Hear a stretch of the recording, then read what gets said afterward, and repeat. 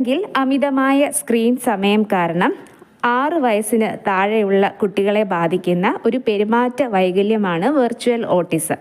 മണിക്കൂറുകളോളം മൊബൈലോ ടിവിയോ ഗെയിമോ ഒക്കെ ഉപയോഗിക്കുന്ന കുട്ടികളായിരിക്കും ഇവർ. ഒരു ദിവസം കുട്ടികൾ കണ്ടു തീർക്കുന്ന കാർട്ടൂൺസും റീൽസും ഒക്കെ എത്ര വരുമെന്നോ അത് ഏതൊക്കെയാണെന്നോ അവരുടെ പേരൻസിന് പോലും ചിലപ്പോൾ അറിയാൻ സാധിച്ചെന്ന് വരില്ല. സെക്കൻഡുകൾക്കിടെ റീൽസ് പോലെ മാറി മാറി വരുന്ന അവരുടെ ഭാവവ്യത്യാസങ്ങൾ ശ്രദ്ധിച്ചിട്ടുണ്ടായിരിക്കാം നിങ്ങൾ പേരൻസ്. മറ്റുള്ളവരുമായി ഇടപഴകാതിരിക്കൽ, സംസാരക്കുറവ്, ഒറ്റപ്പെട്ടിരിക്കൽ, മറ്റു കുട്ടികളുമായി കൂട്ടുകൂടാതിരിക്കുക എന്നീ പ്രവണതകളൊക്കെ വെർച്വൽ ഓട്ടിസത്തിന്റെ ലക്ഷണങ്ങളാണ്. വെർച്വൽ ഓട്ടിസത്തിന്റെ പ്രധാനപ്പെട്ട ലക്ഷണങ്ങൾ എന്തൊക്കെയാണെന്ന് നമുക്ക് നോക്കാം. വളരെ നോർമലായിട്ട് മറ്റുള്ളവരോട് പെരുമാറുകയും കുട്ടികൾക്കൊപ്പം കളിക്കുകയും ചെയ്തിരുന്ന ഒരു കുട്ടി സ്ക്രീനിലേക്ക് കൂടുതൽ ഒതുങ്ങുകയും അധികം ആരോടും സംസാരിക്കാതെ പുറത്തു പോകാൻ താല്പര്യം കാണിക്കാതെ ഉൾവലിഞ്ഞ് അവനവനിലേക്ക്